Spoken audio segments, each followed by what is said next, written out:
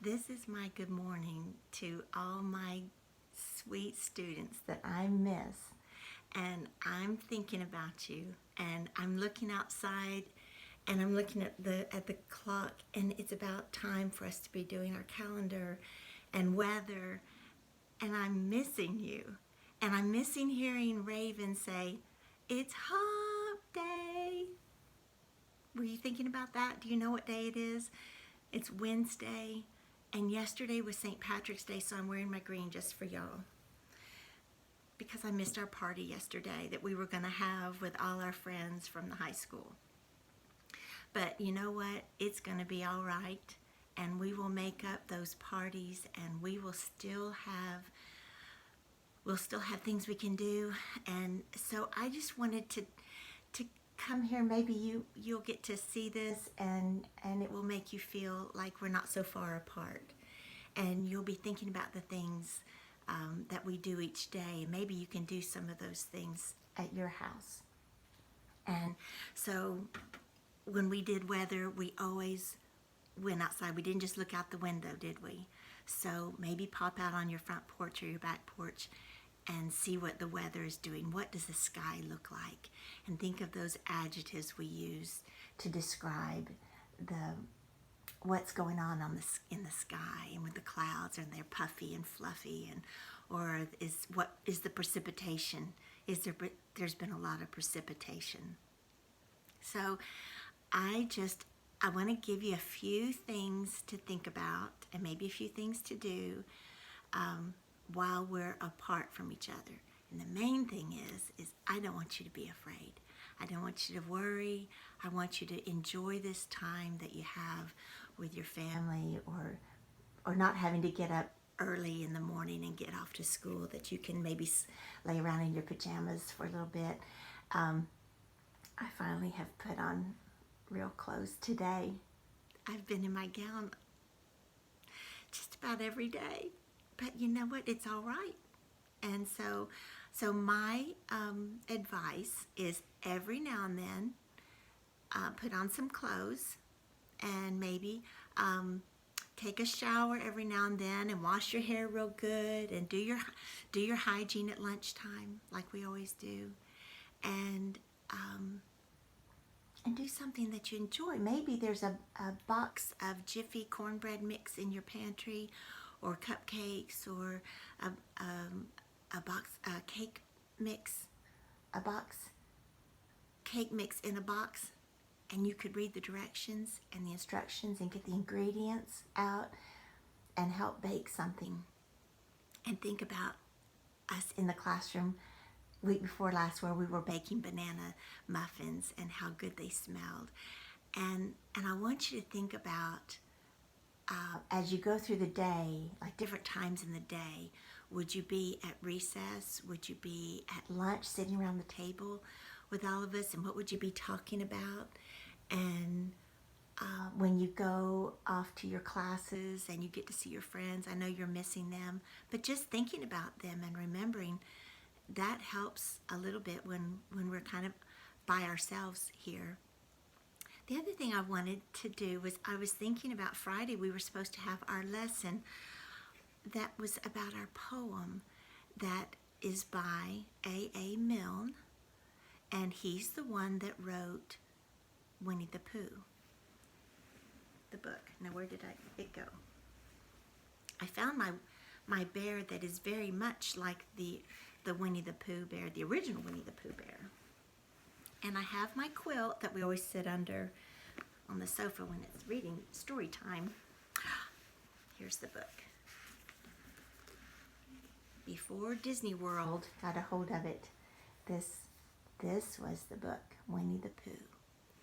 And this is the bear. This is the kind of bear that Christopher Robin had. And then they made up another one to go with the movies. But I just wanted to let you know that if you have a favorite bear or favorite doll, or something that brings you comfort, you hold that thing and you sleep with it, and you just carry it around if it makes you feel better, because sometimes I do that too. So I just want you to know, find your lovey, find your thing that you love, and let it bring you comfort. The other thing, I'm drinking my coffee. It's not in my mug like I usually carry around with me. But just a second. I have had a little tickle cough, and it's driving me nuts. And so I wanted to share a video like a couple of days ago, but every time I talked, I coughed. And it's my allergies and everything blooming outside. So sometimes you have something like that, but it doesn't mean necessarily that you have something that's very bad. Sometimes you just have allergies and a sniffle and a cough, and that's okay too. So I keep my cough drops handy, and I sip on my coffee, and I have my little handkerchief ready, and just for the little sniffles. But I wanted to read to you again the poem because tomorrow, if you're looking at your calendar, you know tomorrow, we talked about it, is the 19th. And what happened on March 19th? What is March 19th? And into March 20th? And that is the first day of spring. And I didn't want you to miss it. And I want you to be thinking about the things that we can do in the spring. And one of the things that we were talking about with this poem that I'm going to read you again from our poetry is about the spring, about flying the kite. And I know Mary already made her kite and added her pretty paper, and she got to do that last Friday. And y'all were going to get to do it on last Monday, but we will save it. It's all still there in the classroom. All the little cups of the torn construction paper, it's all still there. But I'm going to read you this poem again so that tomorrow you'll be thinking about it on the first day of spring and about all the fun we're going to have when we get back to school. So this is the poem. It's called Wind on the Hill, and it is by A.A. Milne. You can see his name right there on the cover of the book. No one can tell me, nobody knows, where the wind comes from, where the wind goes. It's flying from somewhere as fast as it can. I couldn't keep up with it, not if I ran. But if I stopped holding the string of my kite, it would blow with the wind for a day and a night. And then when I found it, wherever it blew, I should know that the wind had been going there too. So then I could tell them where the wind goes. But where the wind comes from, nobody knows. Did you hear all those personal pronouns? We're going to look for those when you get back. We'll look for them and we'll highlight them. Excuse me.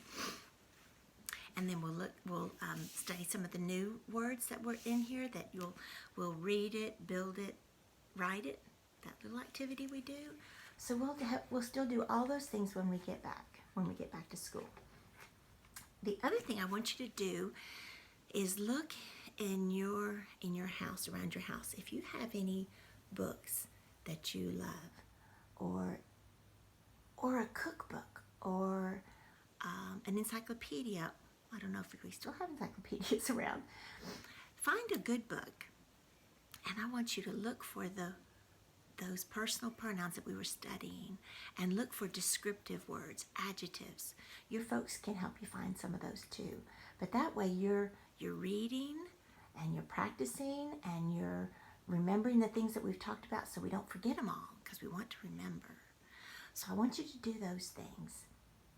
And then one more thing that I want to read to you is a little book that I wrote. And I haven't shared with you books that I write, and I will. I had a parent tell me I need to share them with you, so I will do that. But one that I wrote when my grandson was very afraid, when he was having a lot of bad dreams, and he just woke up just upset. And I think maybe some of you might be having dreams, or might be having times where you're afraid and you're not sure what to do with all that. And I just want you to know that I'm right here. We're all right here together. We're a phone call away, an email away, and I'm thinking about you, and remembering you in my mind. Remember how we put numbers in our head before, and then we count and add on? I'm putting you right up there in my head and in my thoughts that are up there, so that I remember you and think about you. And I hope you do the same for me. I don't want you to forget all the fun that we're having, and that we'll be back soon. So I'm going to read to you a little book that I wrote for him. It's called Eliza Will Not Be Afraid. She's a little mouse, a little toy mouse, and she has a little day bed, and it's just a lovely soap dish. And she loves it, but there's sometimes that she's afraid. So here we go. Eliza loves her day bed with its soft hankersniff cover and her very favorite quilted pillow. But sometimes at bedtime, when all the lights are dimmed and all the candles are snuffed, she becomes afraid.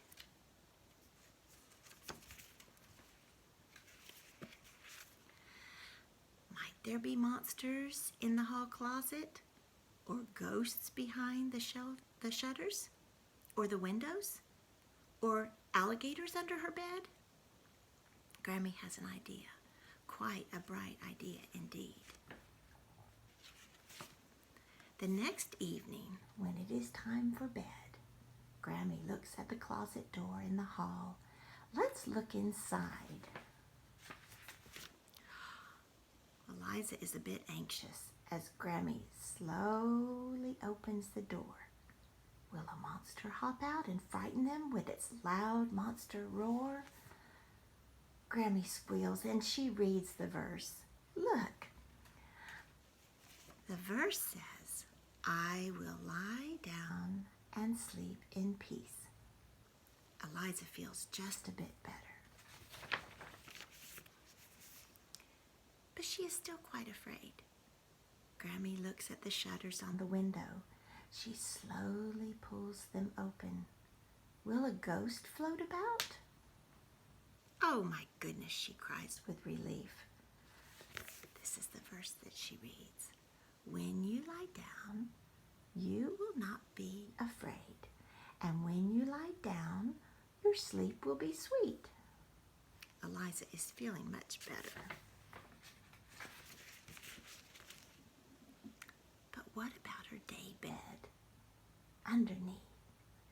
Grammy straightens the glasses upon her nose and carefully lifts the tiny bed.